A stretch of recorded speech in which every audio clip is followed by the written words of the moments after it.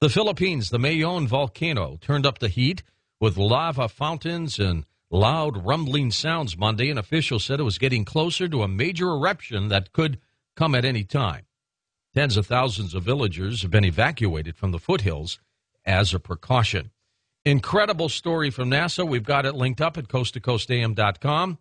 NASA scientists have revealed a first-of-its-kind image from space showing reflecting sunlight from what they say is a lake on Saturn's largest moon, Titan. Is it a lake? Let's check in with the head of the EnterpriseMission.com and our science advisor, Richard C. Hoagland. Richard, what do you think of this one? Well, this is pretty cool. This is a lake. It's not a lake like anything you'd want to swim in. It's a lake of liquid methane or ethane or propane or a combination of that and plus some other stuff at about 300 below zero Fahrenheit. So I would not go skinny dipping. But it's a confirmation of a theory which has been out there for quite a while, going back to when Carl Sagan, my departed friend, was postulating such things on Titan 20-some years ago. They have done radar scans where they see these dark black areas that don't seem to reflect any radar waves near the North and the South Pole. But because of the tilt of Saturn and the Saturn system and Titan, the north area of the North Pole was in darkness up until the last couple of months, and they got just at the right angle.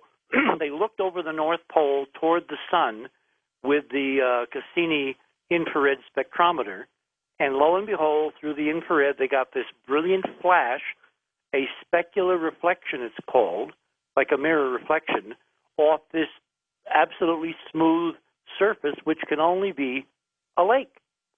That is fantastic. And by the way, you've been looking at these spiral stories. We've talked. Oh, my gosh, have I.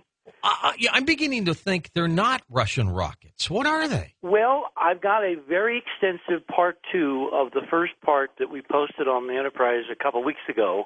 It's gotten much more complicated. Did you hear about the huge pyramid that was found floating over the Kremlin? Yes. The Bizarre. same night? Yes.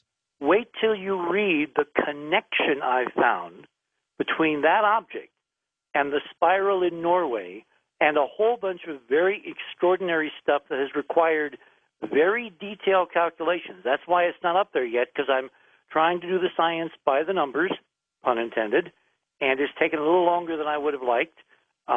Christmas is coming, and I'm racing the clock, but I think everybody's going to be really pleased when they see it.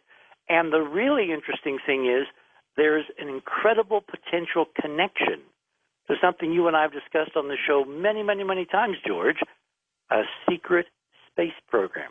Well, you've been a believer of this. And heading back to Los Angeles shortly after the first of the year, Richard Robin wanted my address. Are you sending me something? Yeah, but I think it's going to have to be one of those 12 days of Christmas things. We've been preparing post-production, the DVD from the Secrets conference in Tempe, and we ran into some technical problems, some glitches. I couldn't get the third camera to work. My editor, Jeff Bugby, actually got a miracle software fix, and we've got that now, but the production is running late. So everybody who's ordering this really incredibly interesting background on the secret space program involving John Kennedy, NASA, and yes, our friend President Obama, you're going to be really surprised about this one.